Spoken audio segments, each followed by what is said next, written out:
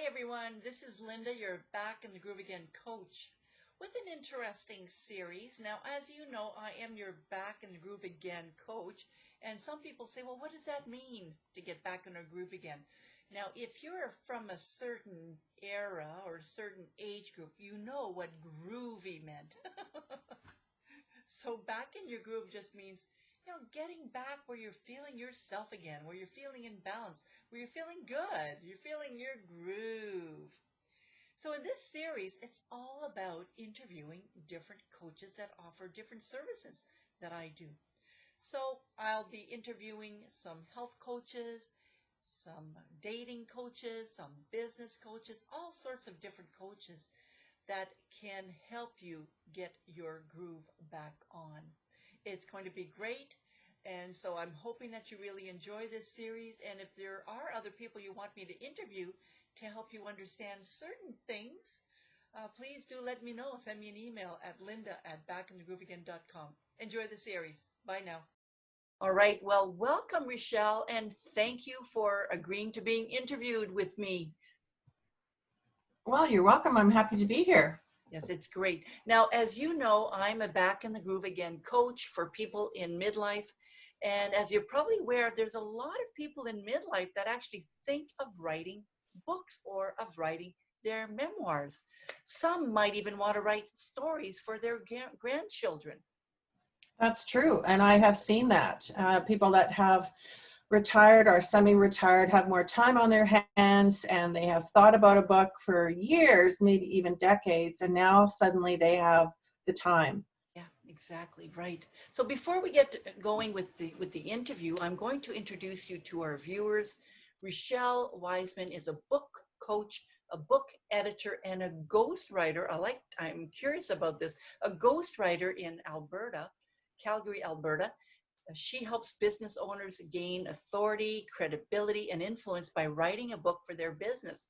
She also coaches individuals who want to write a life story or a memoir.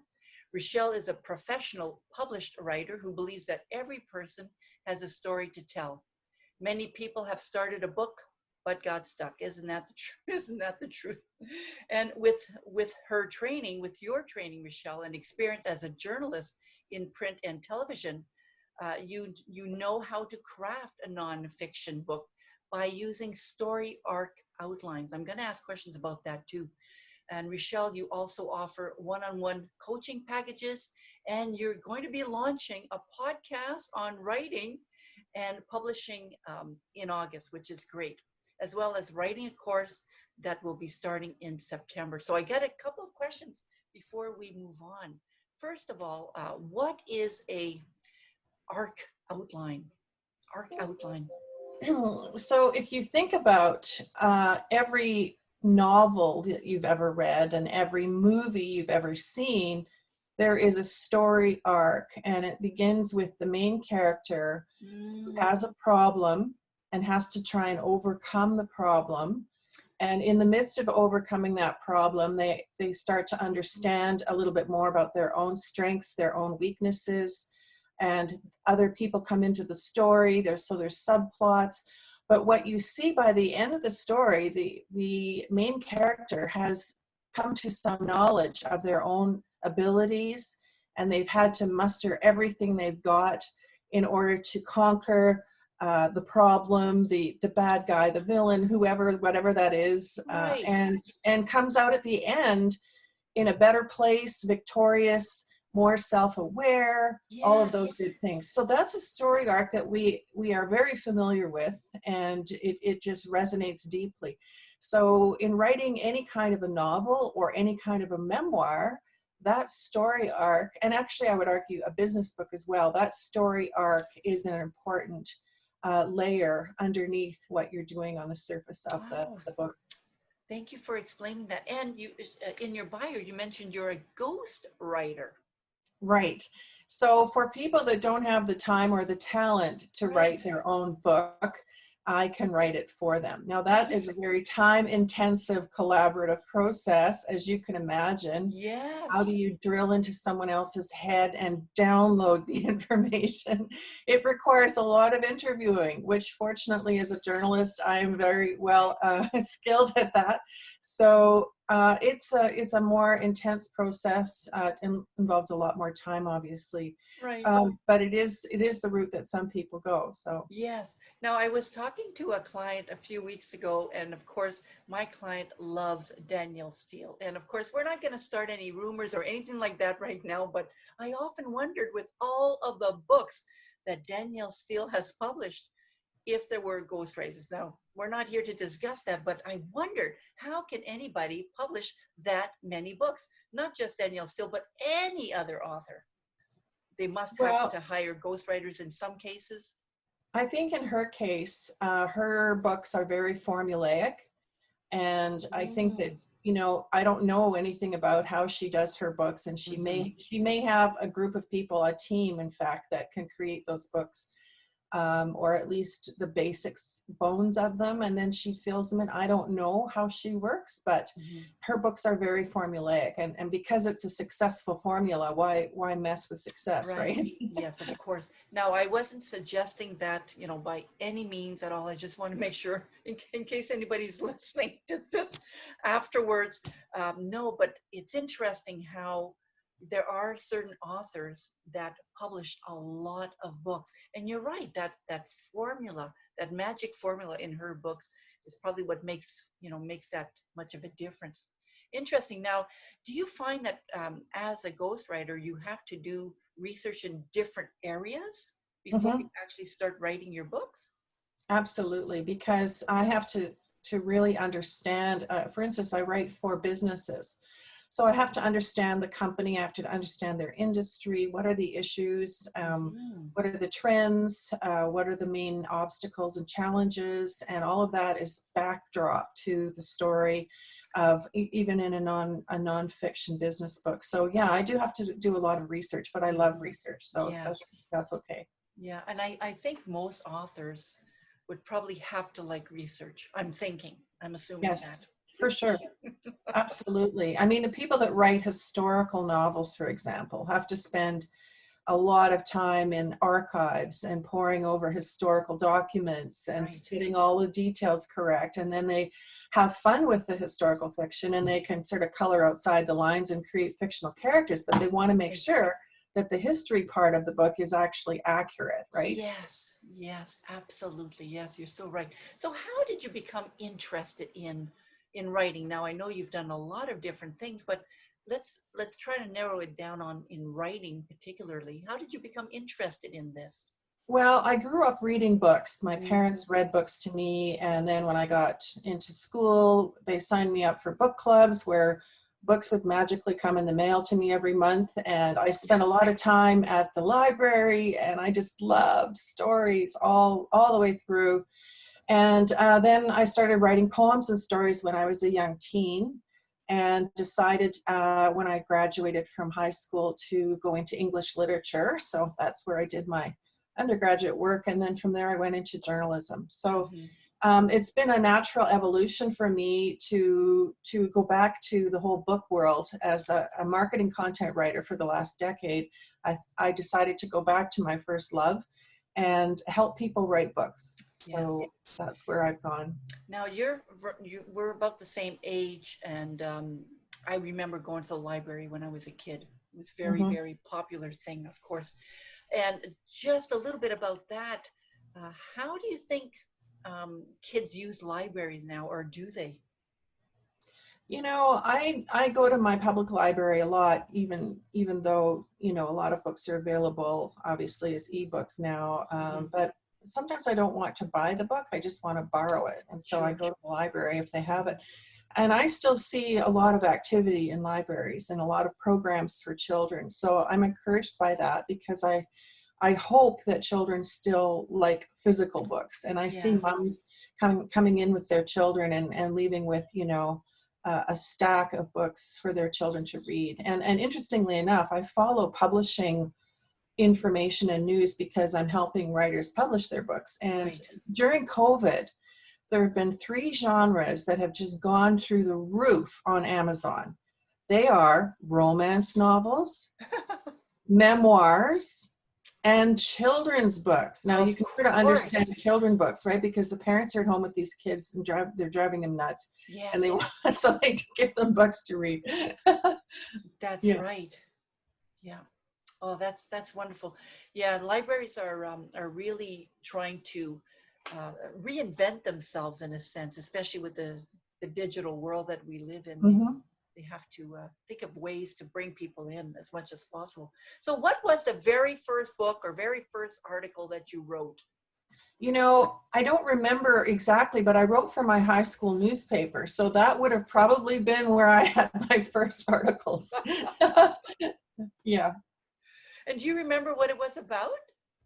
You know, I have a feeling because I was on the volleyball team, and I think it was about volleyball. I'm just guessing. I don't Yeah. remember exactly, but you know. Very interesting, and how things have changed. How things have changed. Now, just for a little bit of fun, do you think writing about volleyball is as interesting as maybe writing about, something else that you're interested in? Well, not anymore. I mean, I haven't played volleyball for a very long time, but I mean, at the time that was my world. And so it was interesting to me at the time. And I mean, that's what it's like to be a writer.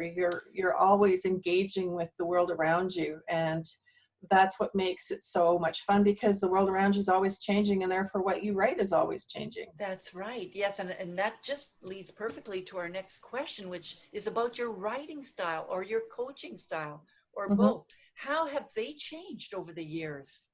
So I was trained as a journalist, and journalistic writing is very obviously, hopefully, fact-based, and stylistically, it's geared towards providing people with the information. If it's a news story, if it's a feature, it's a little bit different. It's a more story-oriented. Hmm. But a news story has to present the 5 Ws, of course. Everyone knows that. But there is a journalistic style to writing. But as I went into marketing writing, I changed my style very much because I was Yes. also online writing for website content and so on. Hmm. And so that copy has to be much more punchy, short, crisp, um, really try and capture emotion and provoke the reader to action.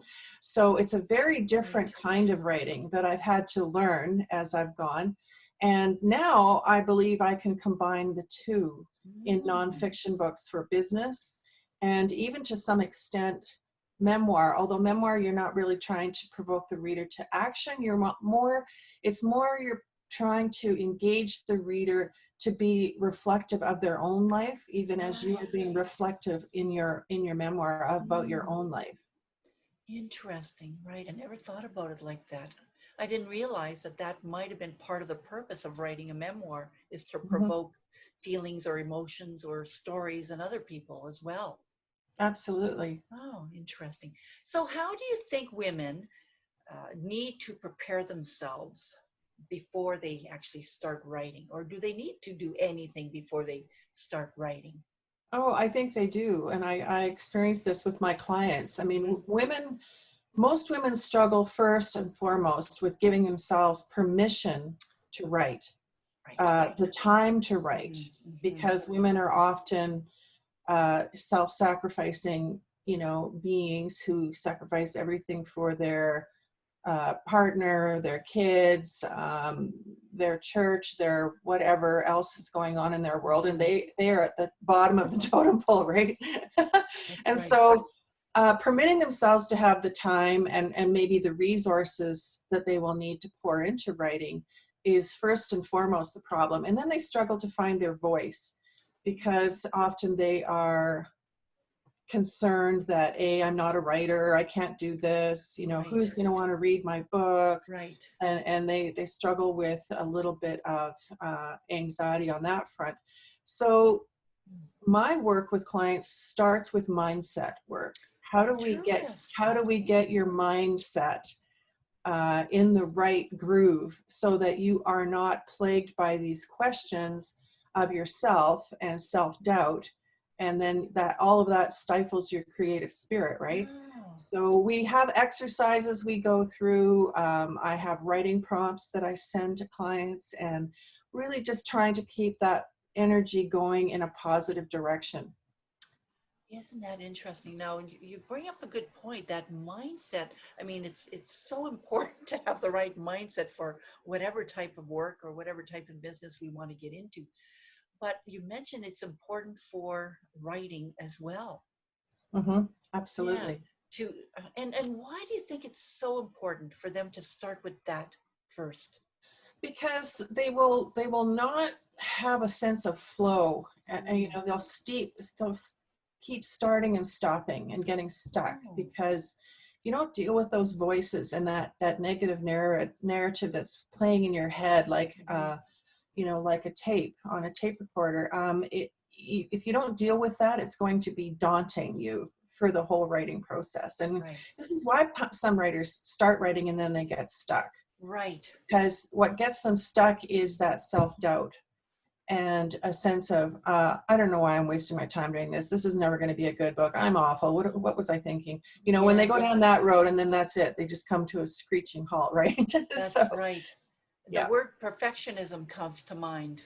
absolutely. And also there's besides perfectionism, there's sort of an imposter syndrome. There's a Oh, sense like, right. what am I thinking? I'm not a writer. Like, I've never written anything. What makes me think I can write a book now? So Yeah. there's all of those things, right, that I have come Yes. across in clients. Yeah. So true. So true. Now, if a woman wanted to start writing something, what would be some very simple strategies to suggest to her to get going? Just to get going. To get going, I would say that first of all, memoirs are an introspective reflection on a period of your life. Hmm. And so you don't necessarily start with your birth and write all the way up to where you are now, but you might take a portion of your life where something significant happened. Maybe it was a car accident, the death of a parent or sibling, or Right. whatever that was. Hmm. And but to prepare for the memoir, I always suggest that you should start by writing out a timeline of your entire life and Mm. mark down all the significant events. When you went to school, when you graduated from school, when you went to university, when you met your partner, your mate, when your children were born, when you got your degree, or whatever those incidents were, and Hmm. plot them out on a timeline so you can sort of get Hmm. a sense of, is there a story arc here? What did I learn Hmm. in these different phases of my life? What did I That's right. experience? How have I grown since then? Hmm. And what was a real turning point in my life? What actually really spun me around Right. onto a different path, or Yeah. whatever that is? And once you've got your timeline written out, then you can begin to start seeing where the memoir is and what you want to capture in the book.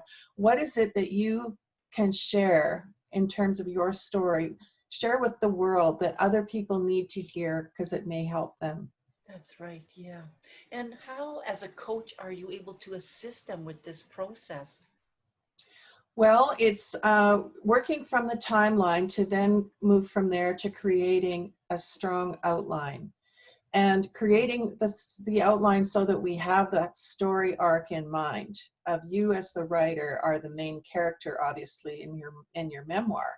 So where were those challenges for you, and what did you need to learn? Who was the guide in your life that stepped up and said, you know what, you should think about this to overcome this problem? Okay. Right. And so look for those guides who gave you some insight, some wisdom, Hmm. maybe a leg up in starting a new company or whatever that was for you. And that's where the pieces start to fall into place for writing your memoir. Right. So you're not acting as a ghostwriter, but more as No, a guide to help them along this writing process. exactly. Yeah. Yeah. Now, So what it is, about, yes, go on. I'm so sorry. it's coaching because it's encouraging them to find what's already there Yeah. inside them. That's right. Yeah. That's right. And that's the basis of coaching, isn't it? Yes, it is. Absolutely. Now, let's talk a little bit about children's books. If someone wanted to write a children's book, a book for their grandchildren, nothing, major, nothing they want to publish, but just Mhm. a story for their children or grandchildren. Well, interestingly enough, a story arc is very important in a children's book. When you think of the very best stories, there's always a main character in the story, and they come across some sort of a problem that they have to overcome, and they have to Right. overcome it usually with the help of other people, other children in the story, or other Yes. characters. If maybe it's an Yes. animal, right? Maybe the main Yes. character is an animal, but there's always other characters that come into the storyline to help the main character achieve the goal that Yes. they need. That's right. So, and all the Disney movies, this is the case, right? The main characters, they have other characters that come in and help them overcome the villain or the negative issue, and then they come out victorious at the end. So the story arc is very important for children's books as well. Isn't that interesting? And it makes sense. I remember reading a children's book just recently, and you're right. Now, this book was all animals, different types of animals. Well, and there wasn't one human in that book, but Yeah, these animals were helping each other out, doing various things. So it's very interesting how there doesn't there no there's no need for an adult in a children's book in some that's cases. true. That's true. Very good. All right. So if somebody wanted to work with you, what would be the process? Well, we would have a Zoom call, if not in person, and it would be a getting to know you call. So we would do just as you and I are doing right now, and that is sort of chatting, getting to know each other, finding out. I would find out more information about this person. I would ask a lot of questions, and we would begin to try and understand if this is a good fit, and if they want to go forward with coaching and want to delve into their life story, if it's a memoir, or create their children's book, or whatever kind of a book they're talking about. Yeah, so it starts out with a getting to know you call, and then hopefully we go into coaching. Exactly. And you mentioned the important part of finding out if it's a good fit, just like with any type of coaching. Why Hmm. is that so crucial to make sure that there's a good fit, that you can work together? Well, when you're writing anything, it's a vulnerable process because Yes, you're being yes, creative, and especially in a memoir where you're divulging your life, yes, it's a very vulnerable process. And so, for the relationship to work, it has to be one of trust, and one of confidence, and one of the ability to be vulnerable and to share. So that's really important. The chemistry is very important. yes, that's right. And especially when they want to write a book about maybe a very personal moment in their life, and they want to Yes. be able to deliver that. And with your Hmm. support, if they don't trust you, then it might be challenging for them to actually come up with a good story, a good memoir. Absolutely. Yeah, I can understand why it's so important. Thank you. Now, if somebody wanted to get a hold of you, how would they do that? Well, the best way is by email. So my email is Richelle@RichelleWiseman.com. And once we've connected, we will set up a call and have our first conversation. That's simple. It's very simple. Very good. So, in terms of books or writing articles, what do you think is your favorite? What do you love the most? Or do you? Is that a tough question? Because, For me, I mean, I write for social media content. So I write teeny weeny little stories that go onto Facebook or Twitter. But I like the big stories that end up being a book. But as long as it's a good story, I enjoy being involved. So I'm flexible with that, but I think a good book, I come back to books because that's where I started, is with books as a little girl.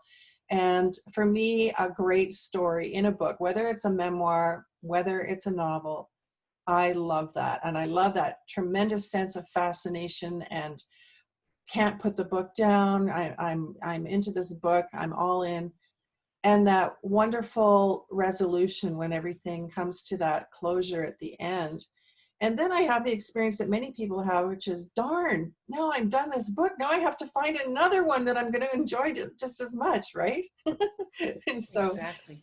yeah. And which book, which last book have you read that you had that feeling? Oh, the last book that I wrote, that I read, is it was a novel. Let me just see. I've got it on my shelf here. Um, All the Light We Cannot See. You can't see it there? Yeah, I can see it now. All the light we cannot see. Okay, who's the author?